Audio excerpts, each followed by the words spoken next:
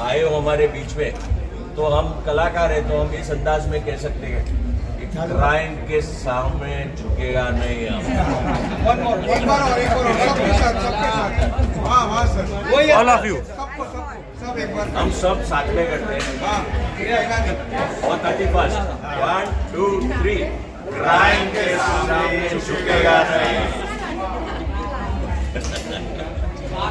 આ એક ભાવના લોકોનામાં હજી પણ છે.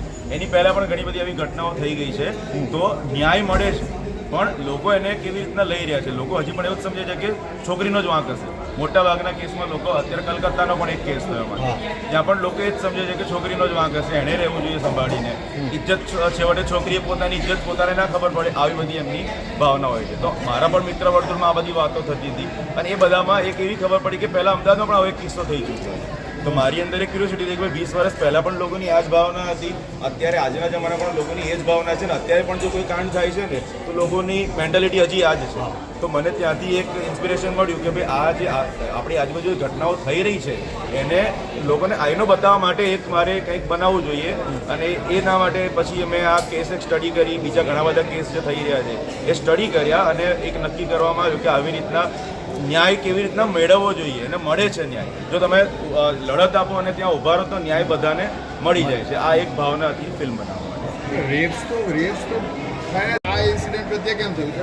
કેટલા બધા રેપ્સ થાય છે? આ કોઈ એક ઇન્સિડન્ટ પ્રત્યે નથી. આપણે કહી શકાય ને કે અલગ અલગ જે ઇન્સિડન્ટ બધામાં એક ચીજ કોમન જ હોય કે કરવાવાળાની ક્રૂરતા હોય, એક છોકરી એની વિક્ટીમ હોય અને કોઈક ન્યાય માટે ઊભું રહેતું હોય. આ દરેક ઘટનાઓમાં આ કોમન જ હોય. એક વાત કરી ને કે ભાઈ 11-12માં કંઈક એ નિર્ભયા કાંડ છે. તો આખા કહેવાય ને આખા ઇન્ડિયાને જેણે પ્રોવોક કર્યો, કે જેને લોકોની મેન્ટાલિટીને ટચ કરી, એ એક કાંડ આપણે કહી શકાય કે નિર્ભયા કાંડ એવો હતો કે લોકો કેન્ડલ લઈને રસ્તા પર ઉતર્યા. બાકી ઘણી ઘટનાઓ હતી તે લોકોને ખબર પણ નથી હોતી. છાપે ચડીને 2-4 દિવસમાં નીકળી પણ જતી હોય છે. કે કોઈ કેસ હોય, જેમ કે અત્યારે કલકત્તાનો લેટેસ્ટ એક્ઝામ્પલ, એ મહિનોભર ચાલ્યું, લોકોએ પ્રોટેસ્ટ કર્યું વગેરે વગેરે. આજે ભરૂચની એક ઘટના થઈ છે થોડા દિવસો પહેલાં, પણ એ થોડા દિવસમાં આવીને જતી પણ રહે છે. લોકો એની એટલું સમય પૂરતી નોંધ લેશે. ફિલ્મ બનાવવાથી લોકોના માઇન્ડમાં લાંબા સમય સુધી રહે. તમે શું કહેવા માંગો છો? ખાસ શું છે આમાં કે જે બીજા ફિલ્મ્સ કરતા, બીજી સ્ટોરીઝ કરતા અલગ છે? સૌથી પહેલાં તો લોકોએ પોતાની અંદર ઝાંકવું જોઈએ. મેન્ટાલિટીની વાત છે પહેલાં તો લોકો શું વિચારી રહ્યા છે, આ ઘટના થવા પાછળના કારણો, લોકો જે વિચારે છે એ જ છે કે પોતાના પણ સુધારની જરૂર છે. ફિલ્મ દ્વારા તમે શું દેખાડો છો? આમાં ખાસ સ્પેશિયલ શું છે? આ જ વસ્તુ, લોકોની મેન્ટાલિટી અને ન્યાય કેવી રીતના મળી શકે એના માટે તમારે અવાજ ઊંચો કરવો પડશે. જે પણ પીડિત છે એણે અવાજ ઊંચો કરવો પડશે. તમે શાઉટ આઉટ કરશો તો તમારી સાથે ઊભા રહેવાવાળા ઊભા થશે. કે આ વાતમાં અલગ તમે જે કીધું ને કે બીજા રેપથી કેમ આટલું ચર્ચિત નથી, કારણ કે આ રેપ છોકરી પર એના બોયફ્રેન્ડે કરે. જ્યાં આપણે ત્યાં મેન્ટાલિટી છે કે જ્યારે સ્ત્રીનો જે પાર્ટનર છે, હવે આઈ મીન હસબન્ડ બી રેપ કરી શકે છે ને. હવે આપણામાં જાગૃતતા આવી છે કે સ્ત્રીની હા ન હોય એનો મતલબ એ રેપ છે. પહેલાં એવું નહોતું. પહેલાં તો એવું જ કહેતા કે અરે એનો તો બોયફ્રેન્ડ છે ને, આમ તમે શારીરિક સંબંધ બાંધો છો તો તમને વાંધો નથી, તો આમાં કેમ તમે સવાલ ઉઠાવો છો? આ માનસિકતા હતી. એટલે મને એવું લાગે છે કે આ વાર્તામાં આ વસ્તુ બહુ અલગ છે, કારણ કે છોકરીના ફ્રેન્ડ અને બોયફ્રેન્ડ એણે રેપ કર્યો છે. એવું નથી આમાં કે એના કોઈ શારીરિક સંબંધ હતા જ નહીં, એ માણસ જોડે હતા પણ રેપ તો પણ થયો છે. Gang રેપની story. યસ, એટલે મને એવું લાગે છે કે આ એક પાસું છે જે થોડુંક અલગ છે અને એના માટે આ કેસ વધારે ચર્ચામાં રહ્યો હતો અને વધારે છોકરી પર આરોપો લાગ્યા હતા. અને એટલે આ પ્રકારની ફિલ્મ ખાસ બનાવવામાં હું કલાકાર તરીકે એવું કહીશ કે તમે જે સમયમાં જીવી રહ્યા છો એમાં લાગણીઓ મરી કરવાની, માણસ તરીકેની લાગણીઓ હોય. પત્રકાર તમે મિત્રો છો બધા, તો મીડિયાના મિત્રો હોય કે કોઈ પણ મિત્રો હોય, આપણે કોઈ પણ સમાચારને અઠવાડિયાથી વધારે છાપતા નથી. આપણે પોતે પણ ભૂલી જઈએ છીએ. આપણા માટે સમયાંતરે આપણી પ્રાયોરિટી બદલાય છે, પણ મૂળ પ્રાયોરિટી જે કહેવાય કે સેન્સિબલ હ્યુમન બિંગ તરીકે એક મુદ્દો લોકો સમક્ષ લઈ જવો જોઈએ. એ મુદ્દા વિશે લોકો વિચારતા થવા જોઈએ, એ મુદ્દા પર ચર્ચા થવી જોઈએ. અને તમારા ઘર પરિવારનો કોઈ માણસ એવી માનસિકતાવાળો તમને લાગતો હોય તેને ટકોર કરવી આપણી જવાબદારી છે. અને કલાકાર તરીકે અમે એવું માનીએ છીએ કે એક કલાકારનું કામ માત્ર મનોરંજનનું નથી, સમાજને અરીસો બતાવવાનું પણ છે. સમાજમાં જે થઈ રહ્યું છે એ બતાવવાનું છે. સમયાંતરે જે ઘટનાઓ વધી રહી છે, એમને કીધું એમ કે રેપ તો રોજ થાય છે, આ થાય છે, તો અમે એ ન થાય એના માટે જ કરીએ છીએ કે આ રોજ ના થવા જોઈએ. સાહેબ, આ રોજ થાય છે, આપણા માટે દુઃખની વાત છે, આપણા બધા માટે દુઃખની વાત છે. તે વધારે પડતી ઘટનાઓ ન બને. આપણે હ્યુમન બિંગ તરીકે વધારે સેન્સિબલ બનીએ, આપણે માણસ તરીકે માણસ જેવું વર્તતા થઈએ, એ જ આ ફિલ્મનો આશય છે. ઇવન રેપિસ્ટની જોડે જોડે સમાજ કેટલો આમાં ભાગીદાર હતો એના પર પણ આ વાર્તા છે, કારણ કે છોકરીએ સ્યુસાઇડ સમાજના લીધે કર્યું છે. રેપ તો થયો જ છે, પણ પછી દુનિયાએ અને સમાજે અને સમાજે જે રીતે છોકરીને લીધી એ વસ્તુના લીધે એનો પરિવાર પણ હેરાન થયો અને એ છોકરીએ સ્યુસાઇડ કર્યો. અને પોલિટિકલી સપોર્ટ ના થવો જોઈએ. યસ, એટલે I think આ બે વાત છે, રેપની પણ છે અને સમાજની પણ છે કે રેપ થયા પછી એ લોકો કઈ રીતે લે છે. એટલે એક સેન્સિબલ હ્યુમન બિંગ, આપણું સમાજ સેન્સિબલ થાય એના માટેનો જ આ પ્રયત્ન છે. જે ફિલ્મ્સ હોય છે ને એ બહુ જ સ્ટ્રોંગ માધ્યમ હોય છે લોકો સુધી પહોંચવાનું. એટલે ઇટ ઇઝ અરસપરસ જે સોસાયટીમાં બનતું હોય છે ફિલ્મમાં બતાવીએ છીએ, અને ફિલ્મમાં જે થતું હોય છે એનાથી બહુ જ બધા લોકો પ્રેરિત થતા હોય છે, ખાસ કરીને નવું જેનરેશન. એટલા માટે અમે એમ વિચાર્યું કે આવો મુદ્દો જે મેસેજ છે અને સ્ટ્રોંગ મેસેજ છે એ લોકો સુધી પહોંચાડવા માટે અમે ગમે તેટલું કરીશું, પણ જેટલું એક ફિલ્મ કરી શકશે. આજે તમે બહાર નીકળશો તો છોકરાઓ આમ કરતા તમને મળશે, but that is the strength of a film. અને આ સ્ટ્રોંગ વાત અમે આ રીતે જો લાવી શકીએ છીએ, જો પ્રોડ્યુસર્સ ને ડિરેક્ટર્સ એ પ્લેટફોર્મ અમને આપી શકે છે કલાકારોને, તો અમે શું કરવા ના કરીએ. એક ફરજ બને છે અમારી. 100 પિક્ચરો કર્યા પછી હવે એવી પિક્ચરો પણ કરવી જોઈએ કે દરેક પિક્ચર એટલે 4 પિક્ચરમાં એક પિક્ચર મેસેજવાળી હોવી જોઈએ. અને એની અંદર પણ અમે એન્ટરટેનમેન્ટ કોશન્ટ જે બધા કહે છે કે અમે ખાલી બોરિંગ કંઈક જોવા નથી આવ્યા, અમને એન્ટરટેનમેન્ટ પણ જોઈએ છે. આજનું જનરેશન એવું કહે છે, કારણ કે ઘટના ઘટતી હોય છે ત્યાં આમ વિડીયો કરવા મારા બેટા બધા ઊભા રહે છે, એ લોકો બચાવવા નથી જતા.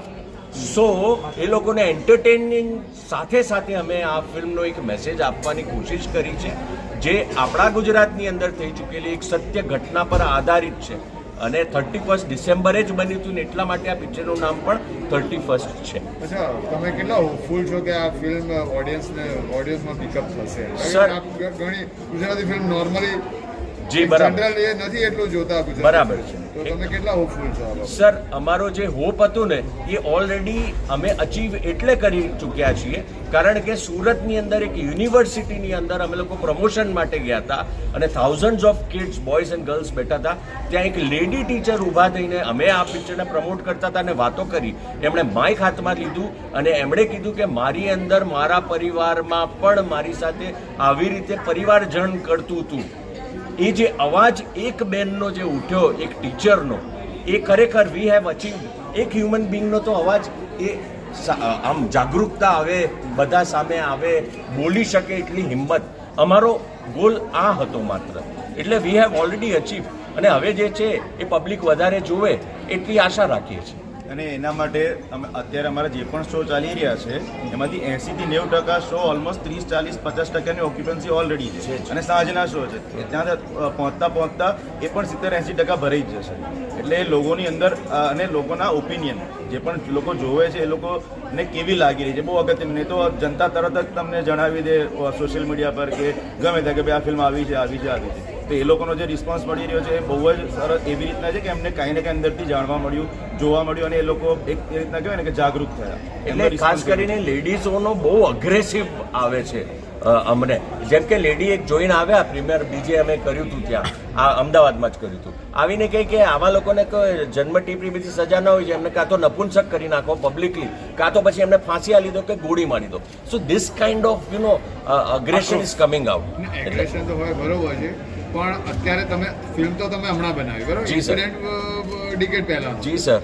તો અત્યારના હાલાતના અનુસંધાને તમે કંઈક તમે આમાં ફિલ્મમાં લીધું છે, જેમ કે અત્યારે ઇન્ટરનેટ બહુ જ ઇઝીલી એક્સેસિબલ છે, બરોબર? પહેલા એટલું નહોતું. એની ઉપર પોન એટલું જ ચાલે છે. People are engrossed into that. Absolutely અંદર ઘૂસેલા છે, બરોબર છે? અને એ બી આમાં ફાળો હશે જ. આમાં અત્યારના ઇન્સિડન્ટ જે રેપ ઇન્ક્રીઝ થઈ રહ્યા છે, એ તમે આમાં વણી લીધું છે કે એવું કશું? અમે 1 by 1 સ્ટેપ બાય સ્ટેપ આ તમે બહુ જ સરસ મુદ્દો ઉઠાવ્યો છે. જે પોર્નના લીધે જે નાના બચ્ચાઓ જે એનાથી અટ્રેક્ટ થાય છે અને એ લોકોને જોવા માટે મજબૂર કરે, અને પછી એમાંથી ડાયરેક્ટ વિડીયો થઈ જાય છે, અને વિડીયો પછી એ લોકો તમને કહે છે કે બ્લેકમેલ કરતા મજબૂર નથી કરતા, એડમાં આવે છે. એડમાં આવે છે, These free are of. the bad હા. things which are happening. એડમાં આવે છે. એટલે અમારા જેવા જો આવા ડિરેક્ટર, આવા રાઇટરના, આવા જો પ્રોડ્યુસરો અમને મળશે કે આ અવાજ ઉઠાવી શકાય, કારણ કે ઇટ ઓલ ટેક્સ મની. અમને પ્લેટફોર્મ જોઈએ તો અમે આ બધું કરી શકીએ છીએ. આમાં ફિલ્મમાં નથી તમે લીધું. હા, એટલે અમે ઘણા બધા મુદ્દા લીધા જ છે. અલગ રીતનો હતો એટલે આ સ્ટોરી એક એના સબ્જેક્ટ પ્રમાણે ચાલતી હોય એનું કોરમાં તમે જો કોઈ But this is a good idea, sir. આ પણ લેવું જ જોઈએ. ને નશીલા પદાર્થને તેના માટે લોકો કરશે અને હા, નશીલા પદાર્થ ટૂંકા ગાળામાં છે રોજગારી મેળવવા માટે તો Right, તેના sir. ઉપર પણ ફિલ્મો બનાવવી જોઈએ Of તો course. કે Agreed, પ્રજામાં જાગૃતિ આવે. Agreed sir. આ બધા મુદ્દા ઉપર વારાફરતી ફિલ્મો બનવી જોઈએ, પણ એના માટે આ ફિલ્મ કે આવી ફિલ્મ ચાલવી જોઈએ તો પ્રોડ્યુસરોને વધારે હિંમત. નહીંતર એના એ જ પિક્ચરો પાછા કોમેડી ને એન્ટરટેનમેન્ટની એવી જ પિક્ચરો બનાવશે. પણ જો આવી પિક્ચરો ચાલવા માંડે તો અલગ અલગ કન્ટેન્ટ સાથે પ્રોડ્યુસરો ઊભા થઈ શકે. જો કે હવે ગુજરાતીની અંદર અલગ અલગ કન્ટેન્ટવાળી ફિલ્મો બનવા માંડી છે. ખૂબ સુંદર મજાની એવી ફિલ્મો આવી રહી છે. અમને લોકોને કોન્ફિડન્સ વધી રહ્યો છે. એલ્લારોના એક્ટ્રેસ પણ અમારી સાથે બેઠા છે, નેશનલ એવોર્ડ જીતીને આવ્યા છે. ચેતન દયા હોય, પરીક્ષિત હોય, અમે બધા જ મળીને અલગ અલગ પ્રકારની ફિલ્મો બનાવી રહ્યા છે. વશ હોય તો એનું કોપી થઈને શૈતાન બને છે હિન્દીમાં. સો નાવ ધીરે ધીરે we are getting the confidence.